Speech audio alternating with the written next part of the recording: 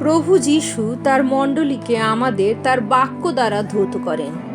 আজকের পবিত্র বাক্য যোহন লিখিত সুসমাচার 15 অধ্যায় 11 থেকে 16 পদ। এই সকল কথা তোমাদিগকে বলিয়াছি যেন আমার আনন্দ তোমাদিগতে থাকে এবং তোমাদের আনন্দ সম্পূর্ণ হয়। আমার আজ্ঞা এই, তোমরা পরস্পর প্রেম করো, যেমন আমি তোমাদিগকে প্রেম করিয়াছি। কারণ যে আপন বন্ধুদের নিমিত্ত নিজ প্রাণ সমর্পণ করে, ইহা অপেক্ষা অধিক প্রেম কাহারও নাই। আমি তোমাদিগকে যাহা আজ্ঞা দিতেছি তাহা যদি পালন করো, তবে তোমরা আমার বন্ধু। আমি তোমাদিগকে আর দাস বলি না, কেননা প্রভু কি করেন দাস তাহা জানে না, কিন্তু তোমাদিগকে আমি বন্ধু বলিয়াছি।